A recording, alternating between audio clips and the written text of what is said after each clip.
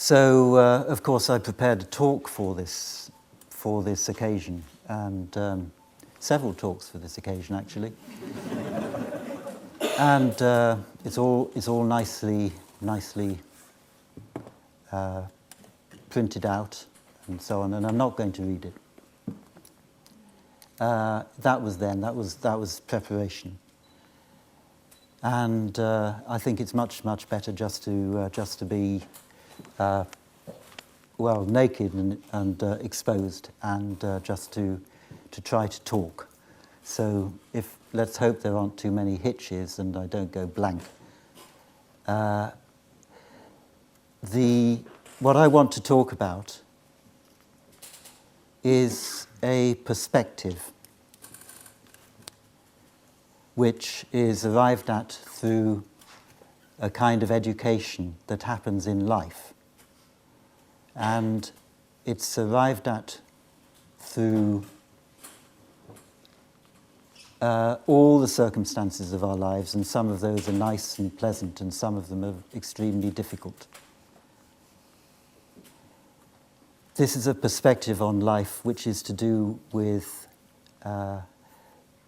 life being an education towards all that we can be. And the advantage of this perspective on life as an education is that absolutely everything that comes up is grist for the mill. So there's some consolation when when the difficult things come up. You can say, "Oh, great! Here's something else that I can use." Not always quite as easy as that, but that is there in potential. But I'm getting ahead of myself, and I really wanted to start some 100,000 years ago,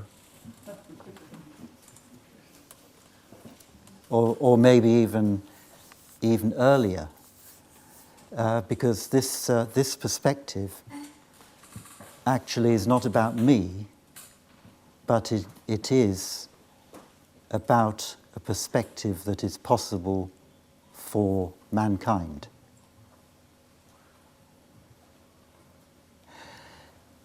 And let's say 100,000 years ago, nature had been working extremely hard, according to this perspective, for many millions of years, working towards a natural form, which was capable of embodying its own origin.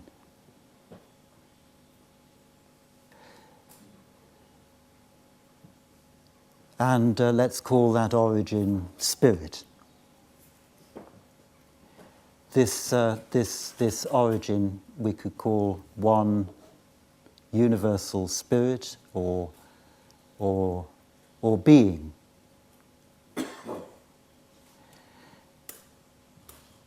And being not being a thing.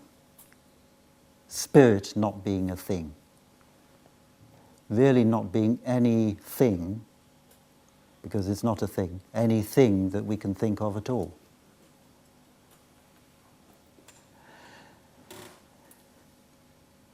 Now, the idea in the manifestation of this one universal spirit is that this spirit or being have an exterior expression.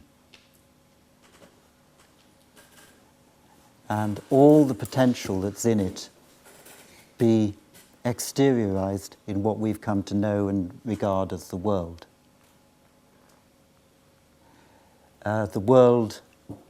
This world, which is a world of materia,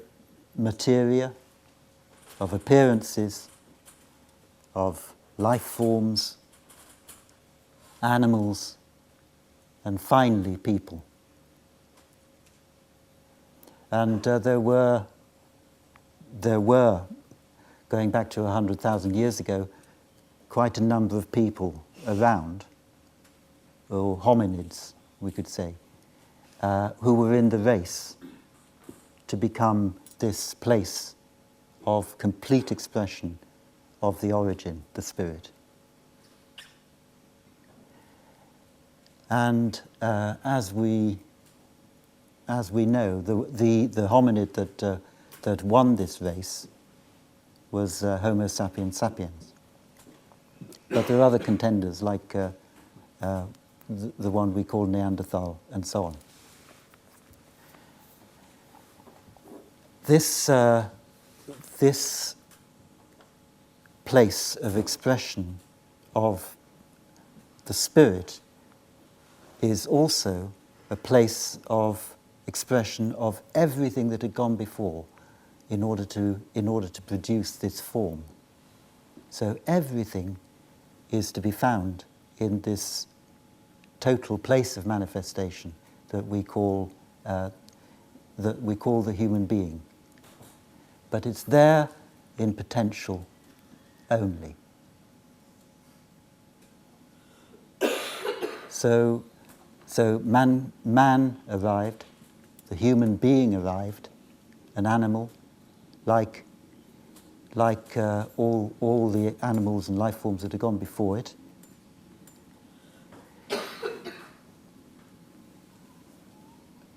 But the special thing about this human being was that it had this potential to link up with its own origin, consciously,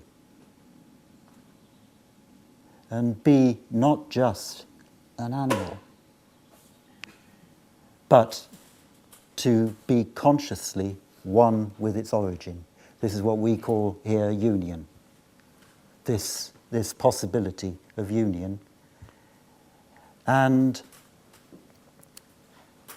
this requires work. It doesn't just happen, except in very, very rare, one or two cases that we know about. This requires work. It requires commitment, and before that, it requires some kind of an opening to a possibility of a different way of being. And it is said, and I can't prove this, but it is said that every one of us gets this opportunity at some point or another, whether we want to go with this or not, no matter who it is. That's what's said, and I think it's a reasonable thing.